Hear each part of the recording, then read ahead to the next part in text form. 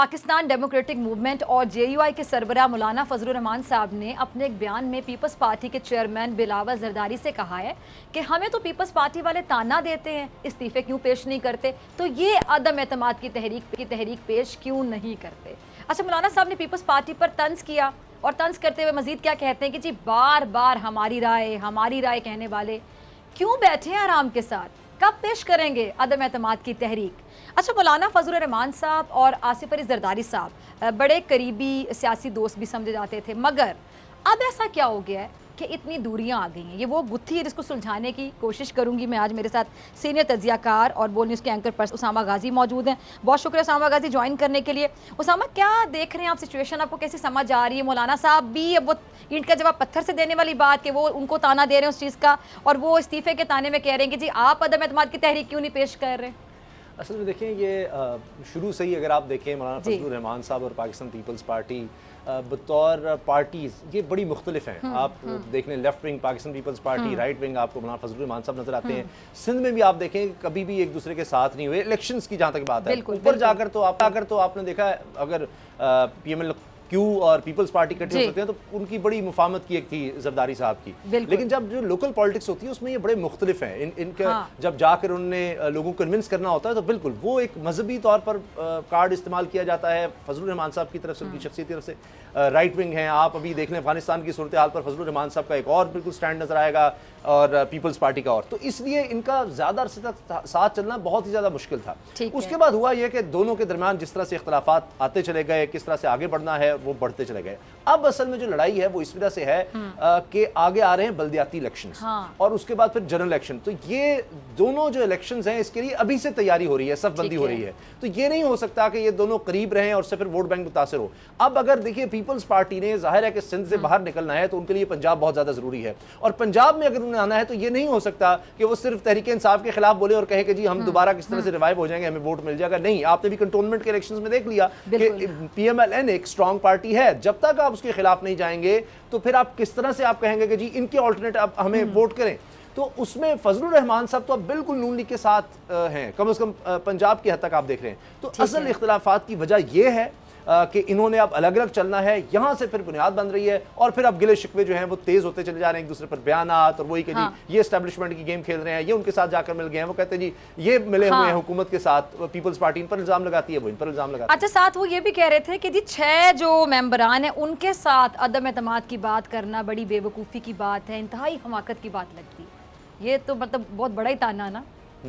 अच्छा, और आप देखें कि जिस तरह से अभी ये भी फजलुर रहमान साहब के बारे में पीपल्स पार्टी कह देती है कि जी आप ये देखें कि फजलुर रहमान साहब को धरने देने का और धरने खत्म करने का सबसे ज्यादा तजर्बा है। बिल्कुल, हाँ। तो इसलिए उन पर भी ये ताना कि आप बहुत नश्तर बसाना बड़े, आप जो है ना डील आप भी कर लेते हैं, जहां पर आपको अपना मकसद नजर आएगा तो किसी वक्त भी आप इधर से उधर हो जाते हैं। और जरदारी साहब ने कहा था कि हमने तो भेजा था इनको कन्विंस करने के लिए फजलुर रहमान साहब को कि हमारे जो कैंडिडेट हैं सदर के लिए, जब ये इलेक्शन हुई 2018 के, तो ये खुद कैंडिडेट बन के आ गए। तो तब से ट्रस्ट डेफिसिट है कि हर कोई देखता है, जब भी जमात होती है कि इनको पहले दिन था कि ये ना डील कर जाए, ये ना डील कर जाए। अच्छा, वैसे उसामा आपने गौर किया होगा कि इस सिचुएशन को सबसे ज्यादा हुकूमत एंजॉय कर रही होगी। हाँ, अब देखिए आप पेट्रोल कहाँ चला गया है, डॉलर किधर चला गया है, वहां पर हुकूमत पर बहुत ज्यादा प्रेशर है। लेकिन अपोजिशन जमातें जिस तरह से आपस में हैं, दस्तो गिरेबां हैं, हत्ता कि नून लीग आपस में ही, यानी नून लीग के अंदर है, वो कहानी है। तो आप जब ये सूरत हाल होगी तो आप किस तरह से कहेंगे जो भी लोग होंगे यार इनके साथ, यानी हम कह सकते हैं हुकूमत के लिए बहुत से चैलेंजेस हैं, जिसमें सबसे ज्यादा चैलेंज नंबर 1 आप महंगाई कह सकते हैं, लेकिन ऑपोजिशन अब उनके लिए किसी किस्म का कोई चैलेंज या खतरा नहीं है। ऑपोजिशन को इस मामले में बड़े रिलैक्स है, ऑपोजिशन से खतरा है। ये बिल्कुल अभी देखें आप बलूचिस्तान में अगर आप देख लें तो नून लीग के लोगों को शामिल किया गया, 2 बड़े लोगों को पाकिस्तान पीपल्स पार्टी ने अपने अंदर शामिल किया, तो वहां भी वो फजलुर रहमान साहब को टफ टाइम दे रहे हैं। इसी तरह से खैबर पख्तूनख्वा में अगर आप देखें जो जहां पर फजलुर रहमान साहब का वोट बैंक है, तो यहां से चल रहा है। और एक और बात कि कभी भी इनकी तबीयत आपस में नहीं मिली, बिलावल भुट्टो की और फजलुर रहमान साहब की। एक दफा ये इसी तरह से एलामिया जारी करना चाह रहे थे हुकूमत के खिलाफ, तो उसमें बिलावल की लड़ाई होगी फजलुर रहमान साहब से और इमामी नेशनल पार्टी के लोग बीच में है कि जी क्या कर रहे हैं, इस तरह गुत्थम गुत्था हो जाएगा मामला, दोनों के जो 7 लोग हैं वो लड़ पड़ेंगे कि बिलावल ने साफ कह दीजिए मैं मजहबी कार्ड बीच में नहीं आने दूंगा, ये नहीं हो सकता, तो फिर वो इलामिया भी सारा गड़बड़ हो गया था। तो इस वजह से इनके दरमियान शदीद इख्तिलाफात है और आने वाले दिनों में ये ज्यादा बढ़ेंगे, ज्यादा एक दूसरे के खिलाफ सख्त स्टेटमेंट्स इनकी आएंगी। ठीक है जी। अच्छा, मौलाना साहब एक इंटरव्यू में ये भी कह चुके हैं उसामा कि जो पीपल्स पार्टी हमारी बात मानती अगर, तो आज ये हुकूमत खत्म हो चुकी होती और आज इलेक्शन भी हो चुके होते। अब यही बात पीपल्स पार्टी भी कहती है कि जी पीडीएम ने हमारी नहीं मानी, अगर मान ली होती तो ये हो गया होता, वो हो गया होता, ब्ला ब्ला ब्ला। अब असल बात क्या है, जो दोनों ने नहीं मानी एक दूसरे की, खुलकर बताते भी नहीं है, इशारों में बातें भी करते हैं, इतने इशारों में बातें करते हैं कि लोग कंफ्यूज हो जाते हैं। अच्छा, पहले पीपल्स पार्टी ने जिस तरह साथ चलना था उसमें उन्होंने पहले ही लिखवा लिया था, जो पहला एलामिया आया था कि जी इस्तीफे भी फिर यानी जाया जाएगा, धरने की तरफ जाया जाएगा, ये लॉन्ग मार्च किया जाएगा और उसमें फिर इस्तीफों का ऑप्शन भी होगा। अब उसमें नहीं था कि हर सूरत इस्तीफे दिए जाएंगे, ऑप्शन, हाँ ऑप्शन होगा, हाँ जी ऑप्शन होगा। तो पीपल्स पार्टी पहले दिन से ही क्लियर थी, उन्होंने कभी भी इस्तीफे देने ही नहीं थे। और ये अब कहें जी हमें इसका पता ही नहीं था कि उन्होंने इस्तीफे नहीं देने, तो ये बिल्कुल गलत बात है, ये भी झूठ है। इनको भी अंदाजा था, लेकिन दोनों ने कहा कि चलो मिलकर किसी भी तरह हुकूमत को टफ टाइम दें, एक प्रेशर तो बिल्ड हो कि उसमें से हम कुछ ना कुछ तो निकाल सकें। एक नजर आया कि हम बड़ी एक पावर हैं। और उसमें ये भी हो सकता था कि जनाब कोई नवाज शरीफ साहब के लिए कुछ याद है, मरीम साहब क्या कहती जी मुजामत होगी तो मुफाहमत होगी, और जी इस हुकूमत को निकाल दो तो उसके बाद बिल्कुल हम साथ हैं। हाँ जी, तो वो उसके लिए हो रहा था कि किसी तरह हाँ जी कोई इदारा साथ आकर इतना प्रेशर बन जाए कि इनको निकाल दें, तो वो नहीं हो सका। लेकिन इनको पहले दिन से अंदाजा था कि जनाब ना तो पीपल्स पार्टी ने इस्तीफे देने हैं और इन्होंने भी कोई अदम एतमाद की तहरीक उस वक्त नहीं लानी। तो पीपल्स पार्टी का अंदाज ये था कि अंदर रहकर पार्लियामेंट में रहकर हम सियासत करें, जो शहबाज शरीफ साहब चाह रहे हैं। और अच्छा, अगर वैसे देखा भी जो सामा, तो उनके पास सूबे में एक हुकूमत है, एक बड़े सूबे की हुकूमत है उनके पास खोने के लिए हम कह सकते हैं कि कुछ होगा। इन लोगों के पास खोने के लिए इस टाइम पे क्या है, मुझे बताएं। कुछ भी नहीं। मौलाना फजलुर रहमान साहब के पास खोने के लिए क्या है इस टाइम? कुछ भी नहीं उनके पास। वो तो चाहते हैं कि सारा सिस्टम ही लपेटा जाए किसी भी तरह से, तो उसके बाद ही उनके लिए कुछ सूरत बन सकती है, कोई उनके लिए कोई बीच में से सूरत नजर आ सकती है कि फिर हो, क्योंकि अभी तो किसी तरह भी उनके पास कुछ नहीं है। हाँ, अब देखिए ना, जिस तरह ये कहते रहे कि जी इस्तीफे वगैरह और इनको ताने मिलते हैं, तो यही तो वो कहते हैं कि जी पहले अपनी पार्टी के लोगों को इस्तीफे दे दें, वहां एंजॉय करें असेंबली में, पहले अपना तो आप लाए ना इस्तीफे। वो इकट्ठे नहीं हो सके, मरियम से नहीं हो सके कि जी आ रहे हैं इस्तीफे। अच्छा, दिन दो लोगों के आए, एक उनके मेरा ख्याल है खामन के बड़े भाई भी थे उनमें, तो बाद में रिक्वेस्ट करने पर आगे कि हमारे इस्तीफे एक्सेप्ट ना किए जाएं। ये तो बात है कि देना दूर की बात है, इस्तीफे वाकई लतीफे बन गए ना, लतीफे बन गए, जमा भी नहीं करवाए गए। और तरीके अदम इत्मीनाद का मसला ये है कि बिहाइंड द डील के बगैर उनको नहीं लगता कि हम कामयाब हो सकते हैं। नून लीग को ये लगता है, इसीलिए राना लोग कह चुके हैं या दीगर लोग कह चुके हैं जी जब तक हम एस्टेब्लिशमेंट को साथ ना मिला लें तहरीक अदम इत्मीनाद कामयाब नहीं हो सकती। तो एस्टेब्लिशमेंट ने इनके साथ आना कोई नहीं है, वो हाथ खड़े कर चुके हैं जी जो है आपस में करो, इस बीच में हमें ना लेकर आओ। अच्छा, आपने एस्टेब्लिशमेंट की बात की, डील की बात की, तो मौलाना साहब ने पीपल्स पार्टी पर ये इल्जाम भी लगाया है कि जी बिलावल ने एस्टेब्लिशमेंट से डील की है और खुद को हुकूमत के साथ जोड़ लिया, यहाँ तक कह दिया है। और ये भी कहा था मौलाना साहब ने बड़े दुखी दिल के साथ ही, मैं कैसे कह दूँ तो गलत नहीं होगा, कि जी जो पेशकश बिलावल को हुई है वो हमें भी हुई है, यानी हमें भी कोई इतना हल्का ना ले, पेशकश हमें भी हुई है लेकिन हमने कबूल नहीं की।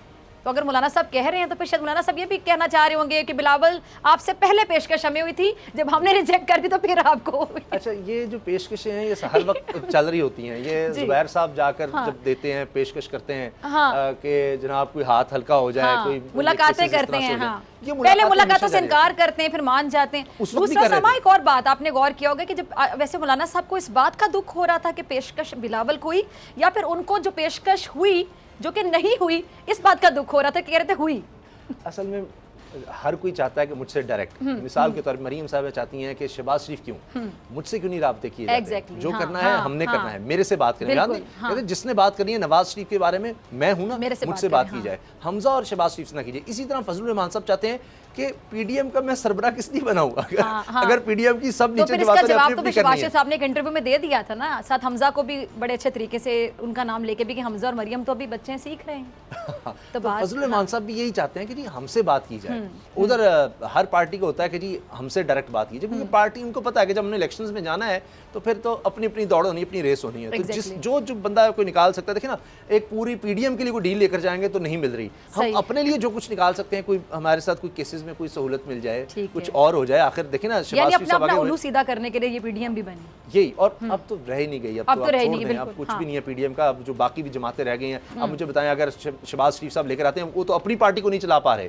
वो जब अभी तंजीम साजी की बात होती है, इन्होंने किस तरह टिकट तकसीम करने हैं, मरियम अलग इजलास बुलाती हैं, उसमें शहबाज शरीफ साहब नहीं आते। तो जब अपना यह हाल होगा तो पीडीएम में जाकर शहबाज शरीफ साहब क्या कर लेंगे, फजलुर रहमान साहब उनके बगैर क्या कर लेंगे। स्ट्रीट पावर फजलुर रहमान साहब के पास बिल्कुल होगी, लेकिन स्ट्रीट पावर से करेंगे क्या? उन्होंने पहले भी कोशिश करके देख लिया धरने का। जो पार्लियामेंट की पावर है ना, वो स्ट्रीट पावर अपनी जगह होगी, लेकिन पार्लियामेंट में जो पावर का मुकाबला नहीं हो सकता। एग्जैक्टली। अच्छा, अभी आपने कहा कि जो सख्त बयानात हैं, कुछ देर पहले आपने कहा कि अब आगे जाके बयानात मजीद सख्त हो सकते हैं, तो आपको क्या लगता है पीपल्स पार्टी और पीडीएम फिर से कभी एक होगी? चले मुफाद के लिए कह लें, वक्ती मुफाद के लिए कह लें, या फिर कहें जी इमरान खान साहब और हुकूमत को किसी तरह घर भेजने, तो कि वो एक मुहावरा होता है ना कि वक्ताने पे गद्दे को बाप बना लें, तो अगर एक दूसरे को गद्दा भी समझ रहे हैं, माजरत से लफ्ज़ बोल रही हूँ, सिचुएशन ऐसी है ना, तो जो भी है चले फिर एक दूसरे के साथ एक हो जाएं कि चले एटलीस्ट मकसद एक हो कि इमरान खान साहब घर चले जाएं। कोई ऐसा चांस 1% 2%? एक तो वक्त गुजर गया, इसलिए कि अब सब जोर लगना है बल्दियाती इलेक्शन पे, जिसने आपने कंटोनमेंट का देखा, जब कहते रहे कि सब इस्तीफे देंगे, लेकिन सेनेट में क्या हुआ, सब जोर लगाने लग गए। इसी तरह बल्दियाती इलेक्शन में लगाएंगे, फिर जनरल इलेक्शन, अब तो उसकी तैयारी है। और इसके अलावा एक ही सूरत है इकट्ठे होने की, और वो है कि जो कहा जा रहा है शेख रशीद साहब की तरफ से पेशगोइयां कि नैब अब दोबारा सख्त होने वाला है, सख्त होने वाला है। हाँ, वो अगर नैब वाकई सख्त होता है और फिर दोबारा पकड़ धकड़ होती है, पीपल्स पार्टी की तरफ जरदारी साहब हैं, इधर शहबाज शरीफ साहब हैं, सॉरी मैं साथ कुछ ऐड करना चाहूँगी, नैब अगर सख्त हो जाए तो फिर नैब की कार्रवाई भी सख्त हो जाए, ये ना कि पकड़ धकड़ हो जाए, इल्जामात साबित ना हो सकें, फिर जो जिसको पकड़ा जाए वो विक्ट्री स्माइल दे के बाहर आए कि देखें जी मेरे पे तो कुछ साबित हो ही नहीं सका, मैं तो दूध का धुला था। तो परफॉर्मेंस भी फिर बेहतर हो, कुछ साबित भी हो, कुछ सबसे बड़ी बात कि जो लूटा गया मुल्क को वो रकम भी वसूल की जाए। वो तो क्वेश्चनेबल है, पता फिर नहीं फायदा कब हो तक ना, करेगा। सख्ती का फायदा तो तब हो ना। अभी तक तो हमें बड़े केसेस में जिस तरह नवाज शरीफ हैं या शहबाज शरीफ हैं या इन लोगों के नाम है, उसमें तो उस तरह रिकवरी नजर नहीं आई। कि नैब की परफॉर्मेंस पे वजीर आजम साहब खुद बहुत नालां थे, बहुत नाराज थे। लेकिन अब तो वो कहते हैं कि जब से हम आए हैं तब से नैब बहुत अच्छा हो गया है। वो कहते हैं कई गुना ज़्यादा हमने अरब रुपया इकट्ठा कर लिया है, इसलिए नैब ज़बरदस्त है, इसलिए चेयरमैन नैब के हवाले से कि जी अब इनको कंटिन्यू करना चाहिए। तो अगर वो करते हैं और ये प्रेशर आता है तो फिर ये इकट्ठे हो सकते हैं दोबारा, एक वर्किंग रिलेशनशिप बन सकता है। लेकिन पीडीएम दोबारा से होगी कि पीपल्स पार्टी और एएनपी उसको दोबारा ज्वाइन करेंगे, वो मुझे नहीं लगता। मतलब अब कभी ये हो नहीं सकता। ये हो सकता है कि पीडीएम और अब पीपल्स पार्टी और एएनपी मिलकर कोई जलसा कर रहे हैं इस वजह से कि जनाब इनके सब लोग पकड़े गए हैं। ये चले आपका लास्ट कमेंट चाहूंगी, यानी अब सब अगले अगले इलेक्शन का इंतजार ही करेंगे और तैयारी करेंगे, हो रही है, बिल्कुल बस लगे हुए हैं अपनी दौड़। ठीक है जी, बहुत शुक्रिया उसामा गाजी आपके वक्त के लिए। सब्सक्राइब करें और बेल दबाएं ताकि कोई खबर रह न जाए।